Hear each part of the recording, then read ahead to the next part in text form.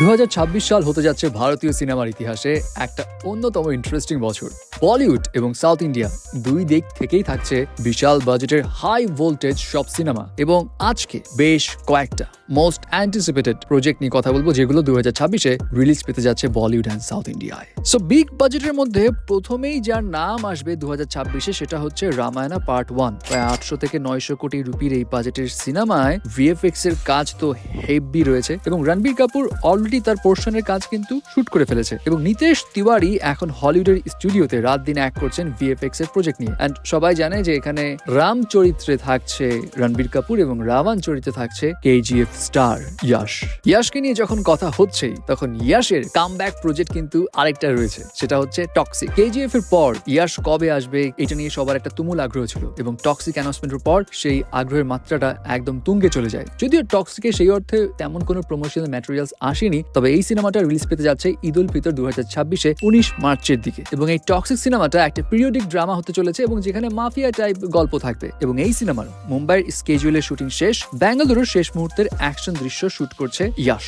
কিন্তু ইন্টারেস্টিং বিষয় কি জানেন, একে তো এটা ইয়াশের কামব্যাক সিনেমা, সো ক্রেজ থাকবে সেই লেভেলের, কিন্তু এখানে ক্ল্যাশও হচ্ছে কিন্তু বড় বড় সিনেমার সঙ্গে। স্পেশালি ধুরন্ধর এই cinema massive box office success অর্জন করেছে, এবং এমন একটা জায়গায় সিনেমা শেষ হয়েছে যে সিকুয়াল দেখার জন্য সবার আগ্রহ রয়েছে। সো এই ধুরন্ধর 2 কিন্তু ওই 19 মার্চে রিলিজ পাবে। তারপর ধামাল 4 এই এপিক কমেডি ড্রামা, এটাও কিন্তু রিলিজ পাচ্ছে 19 মার্চ 2026-এই। তবে 2026-এ কিন্তু দুই খানেরই সিনেমা আসছে, শাহরুখ খানের কিং সিনেমা। এই কিং সিনেমাতে শাহরুখ খান এবং তার মেয়ে সুহানা খানকে ফর দ্য ফার্স্ট টাইম একসঙ্গে স্ক্রিন শেয়ার করতে দেখা যাবে, এবং রিউমার রয়েছে যে শাহরুখ খান এখানে একজন মেন্টর হিসেবে থাকবে, যে আন্ডারওয়ার্ল্ডের ডন, এবং তার মেয়েকেই সে বেসিক্যালি ট্রেনিং দিবে আর কি। 2026-এ তো রিলিজ পাবে, বাট কোন সময় রিলিজ পাবে সেটার এখনো এক্সাক্ট ডেট আসেনি সামনে। এছাড়া সালমান খানের ব্যাটল অফ গালওয়ান এই সিনেমাটাও মুক্তি পাবে। এই সিনেমা নিয়ে সেই অর্থে আগ্রহ যে সবার আছে এখন বলবো না, বাট টিজার ট্রেলার সামনে আসলে হয়তো আগ্রহ আরো বেড়ে যেতে পারে। তবে এই সিনেমাটা মুক্তি পেতে পারে জুন 2026-এ, এবং জুন 2026-এ সাউথ ইন্ডিয়ার কিন্তু আরেকটা সিনেমা মুক্তি পাবে, সেটা কি জেইলার 2। রজনীকান্তের জেইলার মুভিটা অনেক ভালো বিজনেস করেছে, এবং ডিরেক্টর এখন প্রমিস করেছে জেইলার 2-তে ডাবল ধামাকা থাকবে। তো বুঝতেই পারছেন জেইলার 2 ব্যাপক সারপ্রাইজ নিয়ে হাজির হতে যাচ্ছে। অন্যদিকে বছরের শুরুতেই সাউথ ইন্ডিয়ার যে ধামাকা দিয়ে শুরু হতে পারে সেটা হচ্ছে প্রভাসের দ্য রাজা সাব। এটা একটা কমেডি হরর সিনেমা।